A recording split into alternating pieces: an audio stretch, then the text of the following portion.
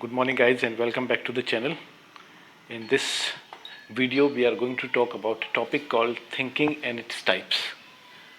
Under the types we will discuss about 5 kinds of thinking. The first will be our convergent thinking, next will be divergent, number 2 that is, and number 3 will be the critical thinking, number 4 we have reflexive, and number 5 we have lateral thinking. So we will discuss about this one by one. So let's start with the thinking, what the thinking is actually. So it says thinking is a complex process. Okay, how it has been defined as a complex process. It's not a simple process, which involve manipulation, means the changing of information as we form concepts. Okay, and what is the concept? Concept means ideas or the thought.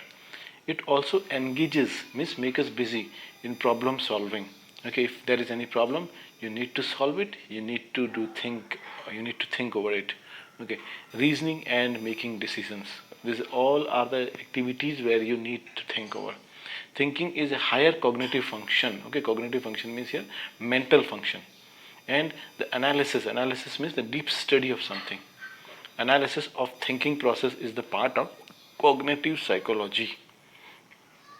Thinking is a pattern of behavior.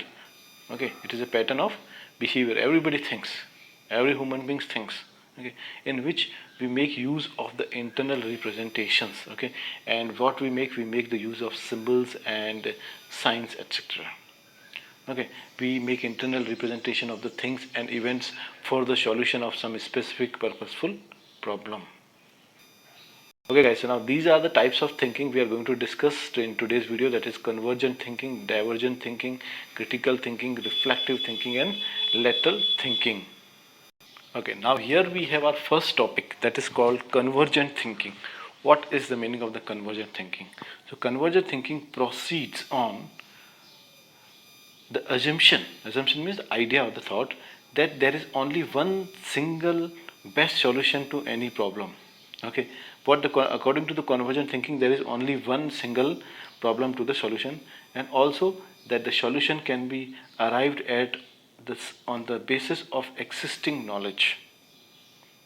Okay, means you can reach to the solution of a problem due to your existing knowledge. Now this existing knowledge can be your practical experience.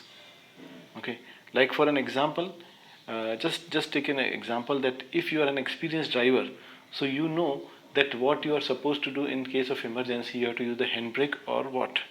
Okay, so that all depends on your existing knowledge, your prior knowledge. Thus convergent thinking involves the direction of all the thought process in one single direction, convergent. Okay, and thinking is in which the person is good at bringing the material from a variety of sources to bear on a problem in such a way as to produce the correct answer. Okay, now if we talk about our what we call it a divergent thinking. Okay, so divergent thinking may start from existing knowledge. It may start from there, what you already have. Okay, but it proceeds in a different direction and are not limited or bound to the existing knowledge. In convergent thinking, it was bound to the existing knowledge, but here it is not bound to the existing knowledge. At times divergent. Okay, divergent means you have the two options. Okay, is it clear? When something diverges means it is divided. So at times the divergent thinker may question and doubt adequacy and existing knowledge of the existing knowledge. This type of thinking may start from a common point. The thinking may start from a common point and move outward into the variety of perspectives. Okay, like for an example, if I say that you have started maybe from your home. Okay, you have started from one direction. This is your home. You have started, and now you are moving ahead, and now there are the roads are divided. Right. So which road to be taken? Which path to be taken?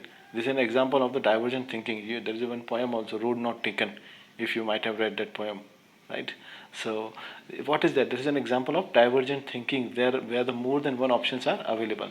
So it says that this type of thinking may start from a common point and move outward into the variety of perspectives.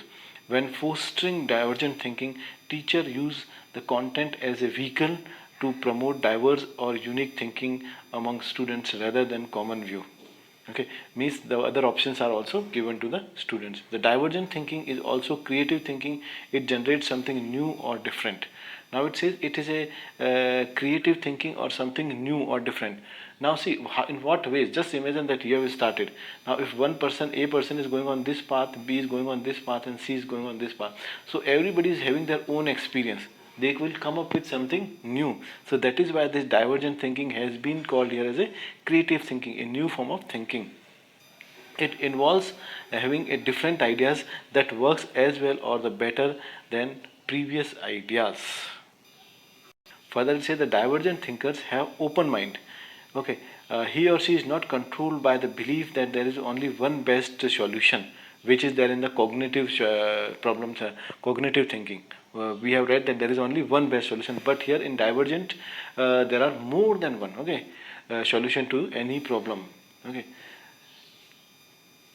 Okay, now here we are discussing about the difference between the cognitive, convergent and divergent thinking. What is the difference between the? So when we talk about our convergent thinking, so non-creative people have convergent thinking. Okay, those who are non-creative people, they have this kind, and creative people, you will find divergent thinking in the creative people and convergent thinking in non-creative people, because as per convergent thinking there is only one solution to the problem. Okay, and here more than one solution to the every problem.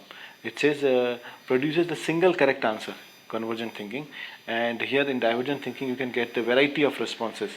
uh, if if I give you just a simple example, like supposingly if electricity has gone in two houses, right? So a person with the convergent thinking may have one only simple idea, my idea in his mind, that he can just lit a candle. Okay, but a person with the divergent thinking may come up with the different ideas. He may utilize the mobile torch, he can utilize the actual torch, he or she can utilize some inverter or some chargeable lights. Okay, so there are many varieties. That is known as called your divergent thinking. This is just a small example. Now it is a further it said convergent thinking is a stimulus bound and it is stimulus free. Okay, and the convergent thinking, the problem is solved by known or common method. Okay, and in this the problem is solved by the different method or the new method or the innovative method. In this we use the old repetitive methods, but here different ideas, new ways of thinking come up. Okay, our convergent thinking is the rigid, stereotyped, and mechanically operated, and divergent thinking is novel, exploratory. Exploratory means the sense of discovery, or venturesome. Venturesome is adventurous. Uh, then convergent, it is measured by intelligent test, which includes remembering, recognition, manipulation of some concrete material. So how it is measured? By intelligent test. And this one, divergent thinking, is measured by your creative test, in which novelty, flexibility, originality are given more importance or the weightage. The last difference, that in convergent thinking it is known as a reasoning or rational thinking, and divergent thinking is known as creative thinking, imaginative thinking. Okay, next topic is discussion is about critical thinking. What is the critical thinking? That is your number third. Okay, so critical thinking assess means judge the worth, means the value and validity of something existent. Okay, it involves precise, persistent, objective analysis. When teachers try to get several learners to think convergent and then try to help them develop common understanding. Now, Nouris Stephen has defined critical thinking. The critical thinking is deciding rationally, rationally means scientifically, that what to or what not to believe. Okay. Now, according to Murray and Parker, the critical thinking is the careful, deliberate determination of whether we should accept, reject, or suspend judgment about a calm and a degree of confidence with which we accept or we reject it. Okay, and what it this critical thinking is connected with, the broadly speaking, the critical thinking is concerned with the reason, intellectual honesty, open mindedness, as opposed to emotionalism, intellectual laziness, and closed mindedness. Okay, here we have the attributes in the sense the characteristic of a critical thinker. Okay, so he asks the pertinent questions, he assesses the statement and arguments. uh, a critical thinker is able to admit a lack of understanding or information. Okay, he or she has a sense of curiosity. He or she is interested in finding the new solution to the problem, or he or she is able to clearly define a set of criteria, okay, for analyzing or doing the deep study of something. Okay, he or she is willing to examine belief, assumptions, opinions, and weigh them against fact. He or she listens carefully to others. Okay, they are, it means they are very good listener also, and is able to give the feedback after listening to their problem. They sees the critical thinking is a lifelong process of self-assessment. They suspend judgment until all the facts have been gathered and considered. Okay, he or she looks for evidence to support assumptions and beliefs. Okay, he or she is able to adjust opinion when new facts are found. He or she looks for proof. He or she examines problem closely. He or she is able to reject information that is incorrect or irrelevant. Okay, our number four, the kind of thinking is reflective thinking. So Dewey's defined this reflective thinking as active, persistent, and careful consideration of any belief, according to him. Okay, active and persistent means continuous, okay, and careful consideration of any belief or supposed form of knowledge in the light of the grounds that support it and the further conclusion to which it tends. Okay, this is the definition given by Davies. Now reflective thinking is normal or is normally a slow process, according to him. It takes considerable time to work on inferring and combining by reflecting upon what we have learnt. Now, this is the higher form of thinking. It aims at solving complex problems. It requires a reorganization of all the relevant experiences and finding of new ways of reacting to a situation or of removing an obstacle instead of a simple association of experiences or ideas. Okay, there is an insightful cognitive approach in reflective thinking. Your reflective thinking takes all the relevant facts, arrange them in a logical order into account in order to arrive to at a solution of the problem in hand. Okay. Reflective thinking links the information we possess, means we have, into the tighter network. Okay, thus helps to remember the matter better. Okay.